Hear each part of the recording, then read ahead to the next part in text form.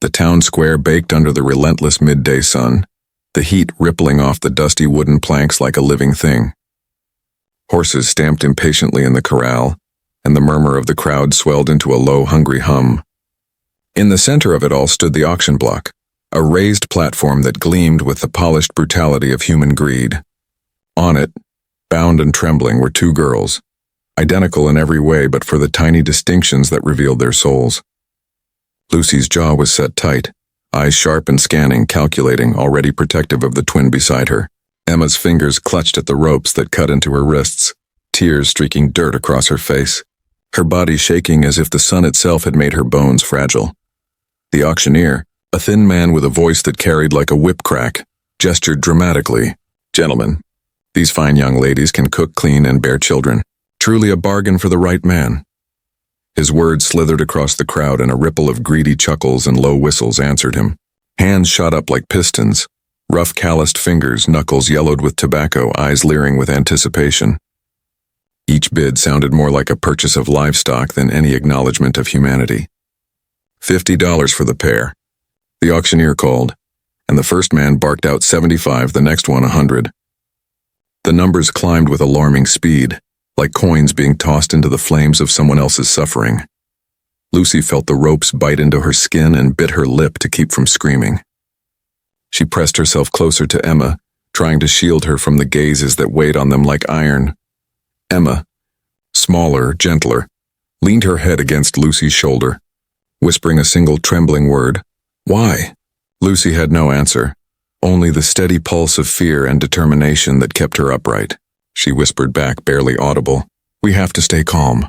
Don't cry, not now."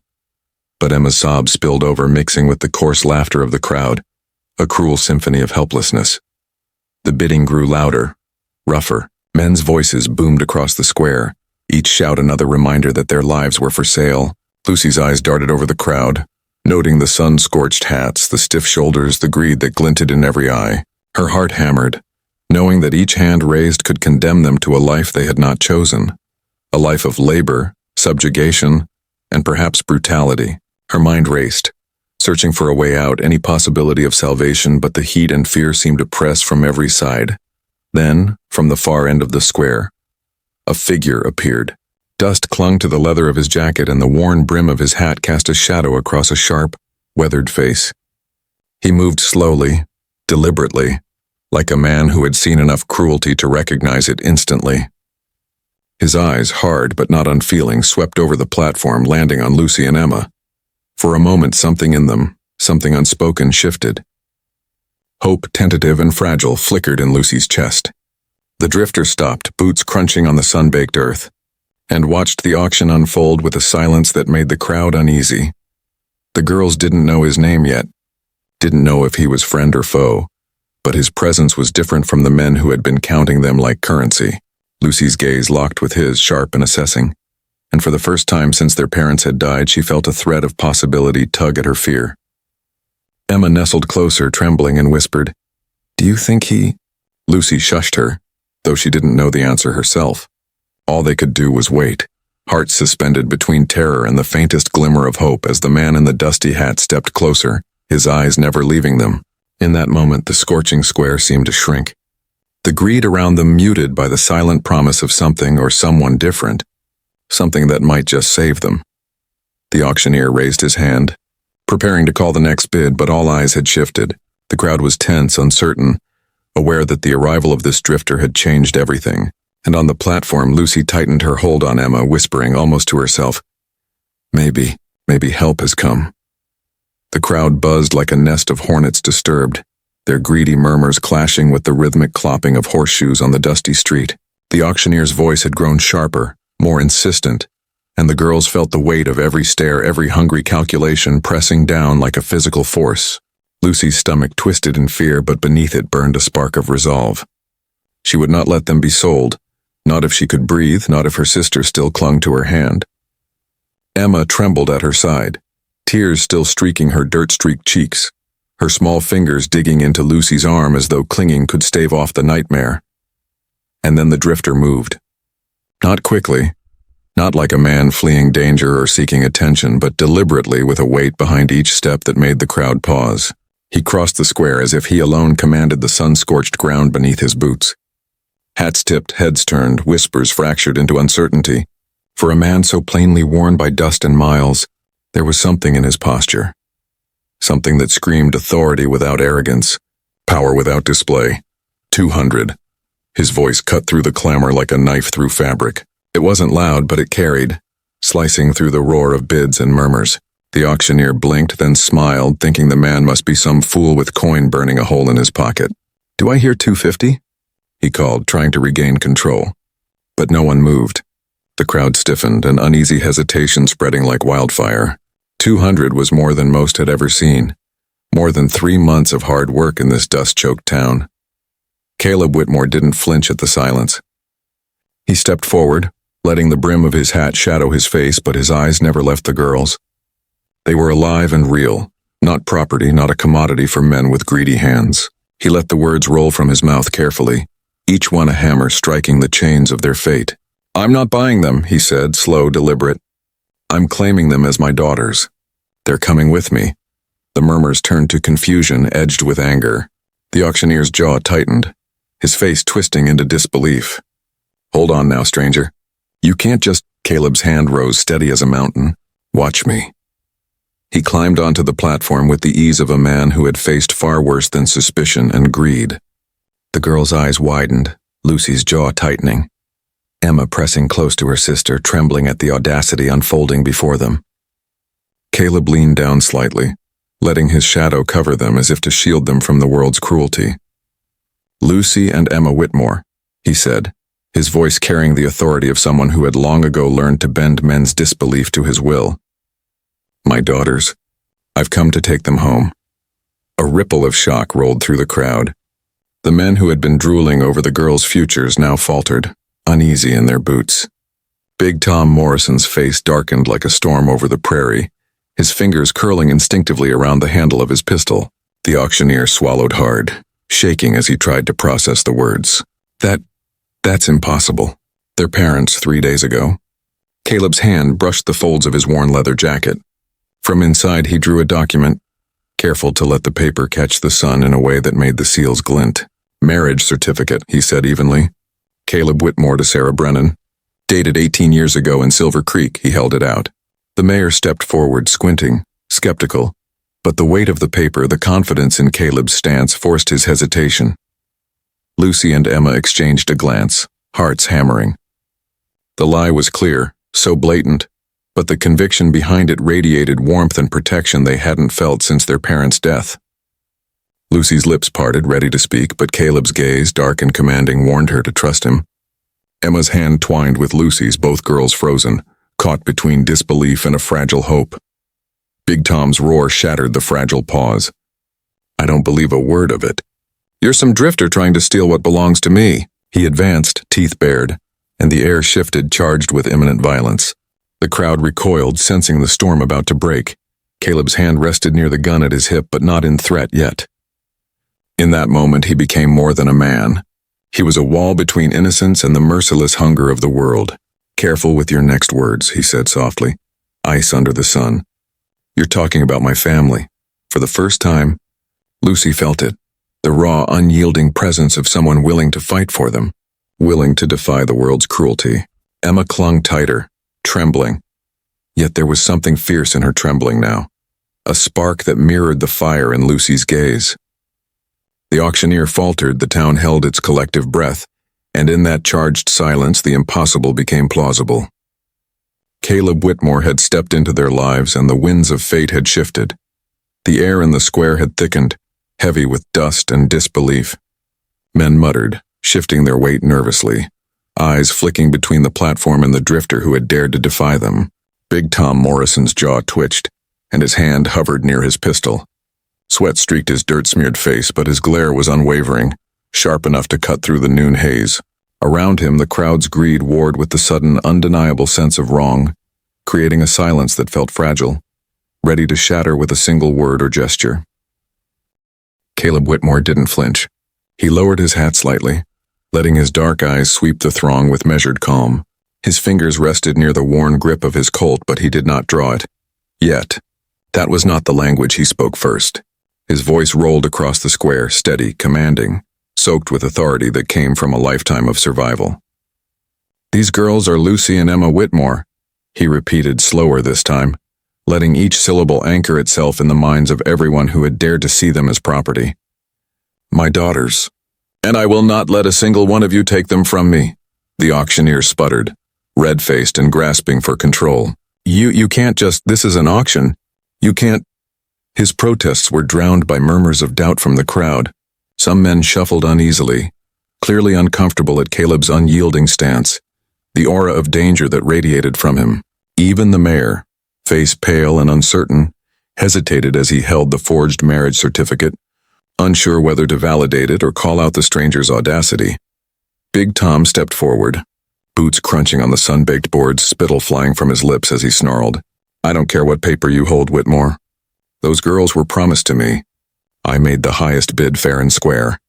His two brothers, Jake and Billy, flanked him like shadows, hands twitching toward their weapons, the glint of steel catching the sun. Caleb's hand rested lightly on the Colt, his movements measured, precise. "Promised, huh?" His voice was calm, deceptively so, like the quiet before a storm. "You promised to buy children. That's not just wrong, it's criminal. And I'm done standing by while the world sells innocence for a few coins."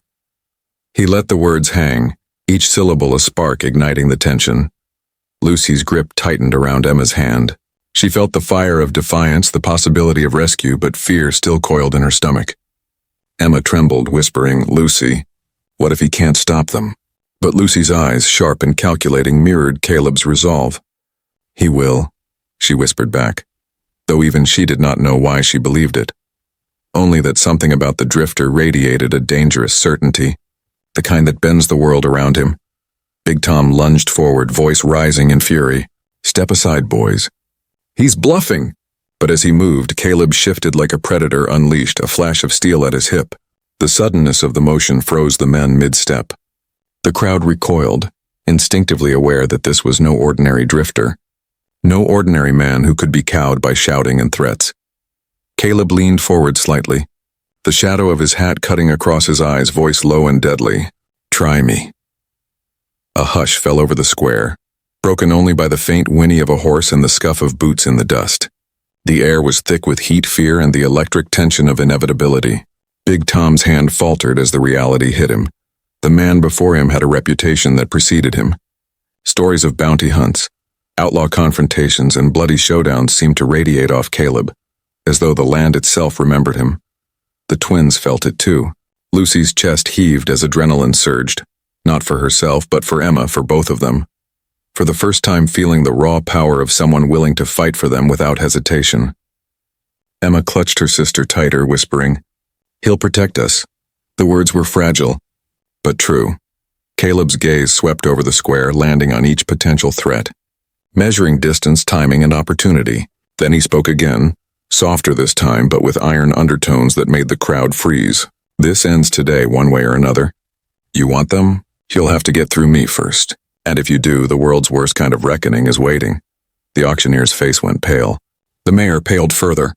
Even the rough men who had been shouting for a chance at the girls hesitated, suddenly aware that the easy money they sought was now impossible to claim without facing a storm. They could not survive.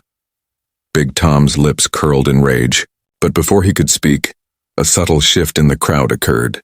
A few men began to step back, unwilling to challenge the aura of menace surrounding Caleb.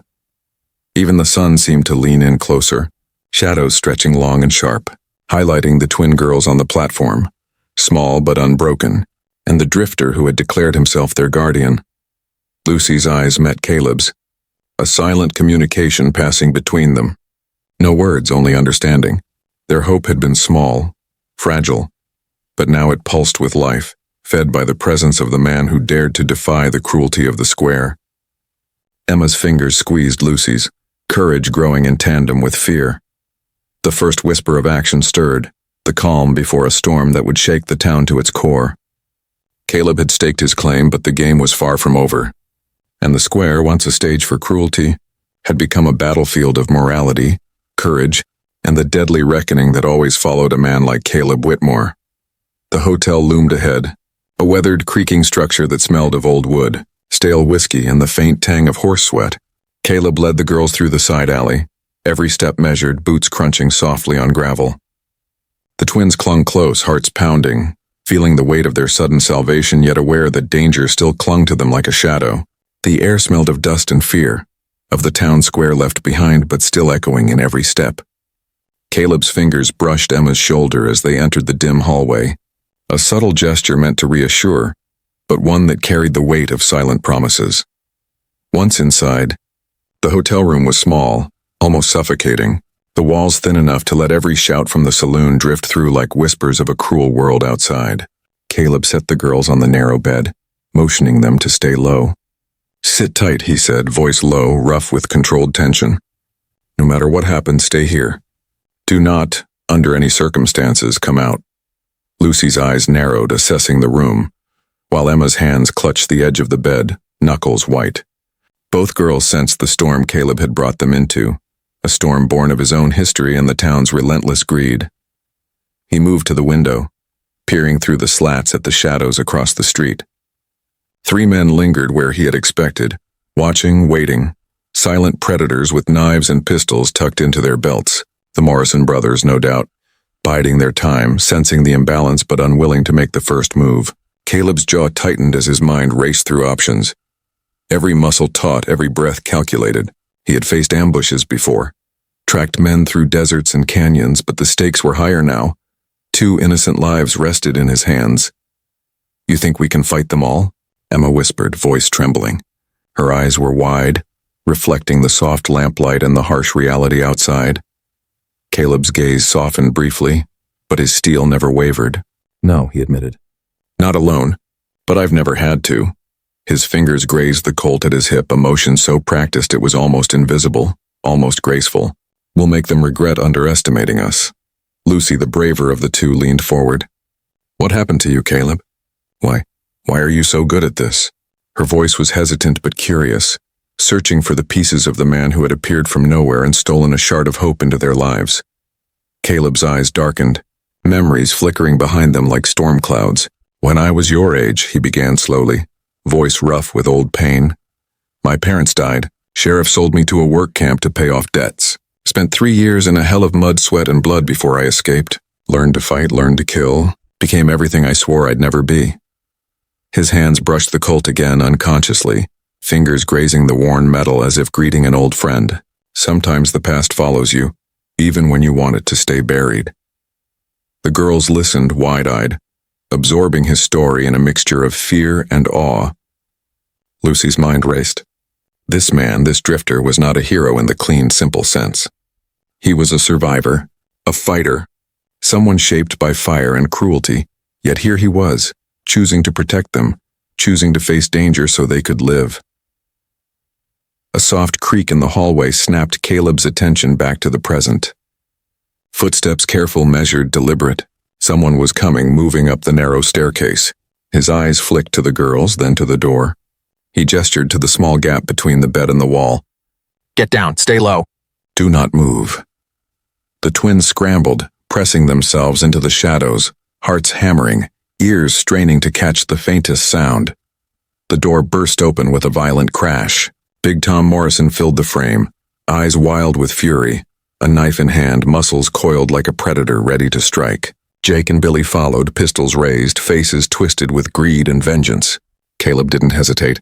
He moved like a shadow, Colt in hand, a whisper of motion that was faster than the eye could track. His first shot rang out precise and brutal, hitting Tom in the shoulder, spinning the man backward with a grunt of pain. A second shot clipped Jake's wrist, sending the gun clattering to the floor. Billy's panicked shot shattered the window, rain of glass scattering around the hiding twins. Caleb's third shot clipped Billy's leg, dropping him to the floor with a howl. The gunfight lasted less than 10 heartbeats, yet in that instant, the small hotel room became a crucible where survival, courage, and fate collided. Caleb's breathing was steady, eyes scanning, heart pounding with the weight of responsibility. The twins emerged from the shadows, faces pale but alive, witnessing the deadly precision of the man who had chosen them over safety, over peace, over anything that did not involve their survival. Lucy's hand gripped the shotgun lying on the floor, shaking but determined. "Nobody touches my sister," she spat, standing over the fallen Tom Morrison, eyes blazing with defiance. Caleb glanced at her, almost impressed, almost fearful of the fire in this 16-year-old girl. Outside, the shadows stirred again. Horses, deputies, the distant clatter of boots. The danger had not ended. If anything, it had multiplied. But inside that small, suffocating room, a new bond had formed. Caleb Whitmore, haunted survivor and deadly fighter, had become their protector. And Lucy and Emma, two small, frightened girls, had discovered the courage to fight alongside him. For the first time in their lives, they were not just victims. They were players in a dangerous, high-stakes game, and the first move had just been made. The night pressed in around the hotel like a living thing, thick with shadows and the distant echo of restless horses. Caleb Whitmore moved silently through the dim room, Colt in hand, listening to the faint creak of boards above, the shuffle of wind through broken shutters, the low murmur of voices outside. Every instinct screamed that the danger was far from over. Big Tom Morrison and his brothers were down but not out, and beyond them, the town's law had been stirred into motion. A new, colder threat was on the way. Lucy and Emma huddled together on the bed, faces pale, eyes wide. The adrenaline that had carried them through the gunfight in the square was ebbing, replaced by fear, but also by a growing sense of trust in the man who had risked everything for them. "Caleb, what now?" Lucy whispered, voice taut with both exhaustion and determination. He didn't answer immediately. Instead, his gaze swept the room, then flicked toward the street through the cracked window. The moon cast silver light on the alley below, highlighting figures moving with purpose. Horses were being saddled in a hurry, and the unmistakable sound of boots striking the earth in a pattern too organized to be random reached his ears. Federal Marshal William Davies and his deputies, no doubt, and from the way the men moved, it was clear they knew who Caleb Whitmore was, and they weren't coming to talk. "They're coming for us," Emma said, voice barely audible, trembling as the reality of their situation settled on her shoulders. "The law. They're going to take you." Caleb knelt, keeping his Colt ready, eyes dark and calculating. "Not just for me," he said quietly. "For you too. Someone's put a price on your heads. Those bounty notices aren't for me. They're for you. Someone in Kansas City knows you're here. Someone who wants you back in Uncle Morrison's workhouses." The words hit Lucy like a hammer. Her stomach churned, her hands trembling, but her resolve solidified. We can't let that happen. We have to do something." Emma's fingers dug into hers, and for the first time, the girls were not just relying on Caleb. They were part of the plan. Their courage sparked by the man who had become their father in all but blood. Caleb's voice dropped, sharp and deliberate. "Listen carefully. The law will come fast and hard. If they take you, it's 3 days to Denver you won't get, and Uncle Morrison's workhouses. They'll break you. But if we move right, we can get there before they know what's happening. It won't be easy. We'll have to ride through the night, keep to shadows, trust only each other. You understand?" Lucy nodded, eyes fierce despite the fear. "We understand." Emma echoed her sister, small but resolute. The gravity of their choice hung in the air, a silent bond forged in danger. Outside, the horses neighed and stamped in impatience. Boots hit the street, closer now. The sound of a distant voice carried across the alley. "Whitmore! Step outside with your hands up!" Nobody needs to get hurt." Caleb's jaw tightened. The marshal's voice was steady, authoritative, but it carried no warmth, only the cold enforcement of law, blind to context, blind to morality. He glanced at the twins. "I need you to be brave. Stick to the plan." They nodded, hearts hammering. "We'll be brave," Lucy said, and Emma squeezed her hand. Caleb moved to the door, pausing, listening. The first deputy's silhouette appeared, framed in the moonlight. Calmly, deliberately, Caleb opened the door, hands raised, but the Colt remained within reach, hidden in the shadow of his body. "I'm coming out," he called, voice steady, carrying the weight of authority and unyielding will. "But the girls stay here." The deputies paused, evaluating, weapons ready. They had read the bounty notices, the papers that marked the girls as property, and the realization began to flicker across their faces. This wasn't a simple arrest. Someone wanted children sold into slavery, and the law itself had been called to enforce it. Before anyone could react, a shadow moved from the alley. A horse, the twins' small forms emerging from the hidden side exit they had discovered moments before. Lucy held Emma's hand tightly, leading her with a courage that rivaled any man in the street. "We're not going to be taken," Lucy shouted, her voice clear, commanding, fearless. "We're coming with Caleb. He's protecting us and we won't go back." Gasps and shouts erupted. The deputies hesitated, weapons raised but unsure. Caleb's heart surged, not with fear but with recognition. These girls, barely 16, had just become active participants in their own salvation. They were brave, clever, and utterly unbroken. Together they had shifted the balance. The marshal's hand twitched, uncertainty clouding his face for the first time. Caleb stepped forward, shoulders squared, eyes locked on the lawman. "If you take them," he said quietly, deliberately, "you're delivering them into a living hell. I've seen what's waiting. If there's honor in the law, you'll step aside and let us leave. If not, you'll regret it." The tension stretched across the alley like taut steel. Every heartbeat echoed like a gunshot. The night itself seemed to hold its breath. And in that suspended moment it became clear. Caleb Whitmore wasn't just a wanted man. He was a guardian, a shield forged in fire, and the fate of two young girls rested squarely on the edge of his colt. Lucy and Emma stood behind him, small but fearless, eyes blazing with trust and courage, ready to ride into the unknown.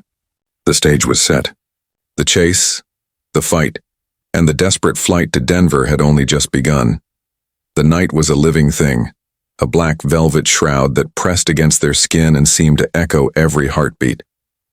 Caleb Whitmore had saddled two horses quickly, his hands moving with the certainty of decades spent chasing and being chased, while the twins, small yet surprisingly composed, clung to their mounts with an instinctual determination. Moonlight glinted off metal, dust swirled in ghostly patterns around the alley, and somewhere in the distance the faint clatter of boots on cobblestones told him the law was moving faster than any ordinary town patrol. Lucy's eyes were wide, scanning every shadow, every creaking shutter, every potential ambush. "Caleb, they're coming!" she whispered, voice taut with tension. Emma shivered beside her, holding tightly to her sister's waist as Caleb guided them toward the edge of town. Their breath came in shallow bursts, mingling with the cold night air. Each inhale a reminder that their lives hung by the thinnest of threads. Caleb's voice cut through the tense silence. "Stay close. Trust your instincts and trust me. They know the square, the streets, and the shortcuts. We need to think faster than they can move." His eyes darted to every shadow, every alleyway. He had faced outlaws, gangs, and corrupt sheriffs, but nothing had prepared him for the weight of responsibility in the small, trembling hands of two girls who had just been robbed of their parents and thrust into peril. From the corner of his vision, he spotted movement. 3 horses emerging from the square with the unmistakable flair of lawmen, their shadows long and menacing in the moonlight. Marshal Davies, no doubt, leading the charge with a steely resolve that brooked no hesitation. Caleb's jaw tightened. "They're fast," he muttered almost to himself. "We have to be faster." Lucy tugged on his sleeve. "What about the livery stables? The hidden passage we saw?" Caleb nodded, heart quickening. "That's our way out of the open. Stick close, don't speak, don't look back. One false move and it's over." They moved as shadows themselves, slipping along the narrow alleys, dust rising under the hooves of their horses like mist from a grave. Every creak, every whisper of wind, made Emma flinch, and Lucy's hand squeezed hers, a silent promise they wouldn't be caught, not if she could help it. Suddenly, the sharp report of a rifle cracked through the night air, sending a flock of startled birds into the sky. Caleb's head snapped up, eyes scanning. One of the deputies had anticipated their route, cutting off the alleyway ahead. "Change direction," he barked, guiding the horses down a side street, weaving through the labyrinth of narrow passages that only a man who had ridden every hidden path in these territories could know. The chase became a blur of motion and sound, hooves pounding against cobblestones, shouts echoing, rifles cracking, wind tearing at faces, and the metallic tang of danger thick in the air. Lucy's mind raced, calculating every corner, every fence, every possible escape. She felt an unfamiliar thrill, a mixture of fear and exhilaration, as though the darkness itself had become alive and conspiratorial in their favor. Emma's voice trembled, barely audible over the chaos. "Caleb, they're gaining on us." His hand brushed hers, steady and commanding. "Not if we split their focus. Hold tight, follow my lead." With that, he veered sharply into an abandoned shed, hidden behind a stack of barrels. The twins pressed close against him as dust and debris filled their nostrils. The lawmen thundered past, their momentum carrying them forward. Unaware that their quarry had vanished like ghosts, Caleb's heart pounded not with fear, but with the adrenaline of survival, sharpened by the knowledge that every second bought the twins more safety. Lucy peeked out, eyes wide with awe and fear. We actually did it." Emma exhaled shakily, leaning on her sister, realizing that for the first time since their parents had died, hope felt tangible. Caleb's expression softened as he looked at them, shadows of moonlight dancing across his weathered face. "This isn't over," he said quietly, voice low but firm. "But we've bought ourselves time, and time, girls, is everything." The night stretched on, full of danger, of whispered plans and calculated risks. Somewhere far behind, the lawmen regrouped, frustrated by the ghosts they could not grasp. But in the heart of darkness, Caleb, Lucy, and Emma rode as one fugitive guardian, and daughters in waiting, bound together by trust, courage, and the unspoken understanding that survival was only the first step toward freedom. As the first gray fingers of dawn touched the horizon, the trio reached the edge of the territory, the world opening before them like a promise. Caleb's hand rested lightly on Lucy's shoulder, steady, anchoring, a silent vow that no law, no bounty, and no man would ever take these girls again. But even as they slowed, catching their breath, Caleb knew the truth. Their enemies were relentless, their path to Denver treacherous, and the forces waiting for them in the shadows would test every ounce of courage and cunning they had left. The real chase, the one for survival, justice, and family, was only beginning. The dawn was a pale smear of gray over the horizon, chilling the air with a promise of exposure. Caleb Whitmore guided the horses through a narrow creekside path. The girls pressed close, every muscle taut, senses alert to the slightest sound. The events of the previous night had honed them into shadows moving through the world, a trio bound by necessity, courage, and a fragile thread of trust. But Caleb knew this ride would not end quietly. Somewhere behind them, the Morrison brothers and the federal deputies were regrouping. Somewhere ahead, danger waited, hungry and patient. Lucy's voice broke the silence, trembling but defiant. "Caleb, what if they catch us? What if we can't make it to Denver?" Her eyes were wide, reflecting fear, anger, and the determination to survive. Emma gripped her sister's hand, silent, trusting. Caleb's jaw tightened, the familiar weight of responsibility settling across his shoulders like armor. "We don't get to ask what if," he said quietly, voice low but steady. "We get to act. Every choice we make matters. One wrong move and they win. But we've come this far, haven't we?" The girls nodded, their courage bolstered by his confidence. But before any words could be spoken, a sharp, metallic glint caught Caleb's eye.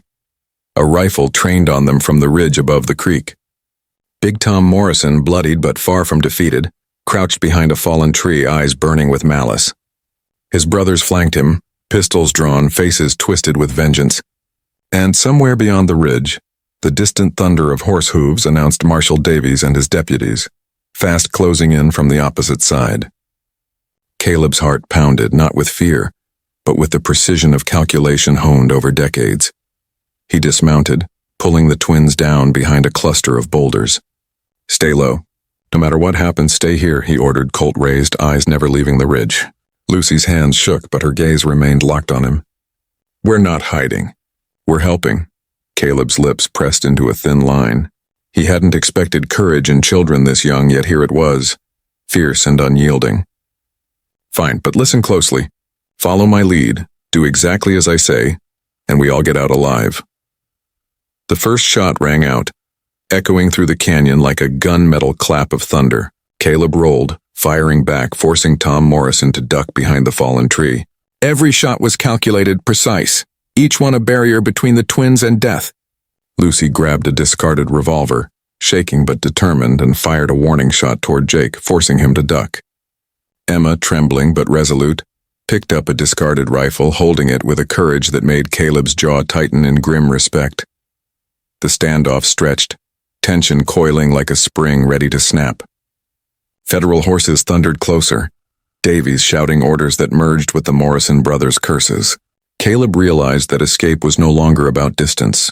It was about turning the terrain, the shadows and the chaos into an advantage. He motioned to the creek. "Down there, move fast. The water can hide you." The twins scrambled, boots slipping in mud, water splashing around them, hearts hammering as bullets cut the air above. Caleb's mind raced, remembering every trick, every ambush he had survived over 35 years. He moved like a specter, rolling into the creek, firing from cover, keeping the Morrison gang pinned while the girls made it to the hidden path that led to the woods. Each shot was a heartbeat, each breath a measured gamble. Lucy's courage held firm. Emma's fear turned into a fierce determination. Together, they became more than prey. They became participants in their own salvation. As the first rays of sunlight broke through the trees, illuminating the chaos, Caleb made a final desperate maneuver. He dove behind a boulder, lured the Morrisons into the open, and with a blur of motion disarmed Tom, sending him crashing to the mud. Jake and Billy, seeing their leader fall, hesitated, giving Caleb just enough time to fire warning shots that forced them to retreat. The federal officers arrived moments later, weapons drawn, but Caleb's calm, authoritative presence, combined with the twins' testimony, shifted their stance. Lucy stepped forward, voice steady and commanding despite her youth. "These men aren't our family. They wanted to sell us. Caleb saved us. If you take us to them, you'll be sending us to our deaths." Marshal Davies's jaw tightened, but the weight of truth, courage, and morality outweighed mere law. Slowly, deliberately, he lowered his weapon. "Get them somewhere safe," he ordered. "I'll deal with Whitmore later." Caleb looked at the girls, relief and exhaustion warring across his face. The danger had not fully passed, but for the first time he felt a strange, unfamiliar warmth.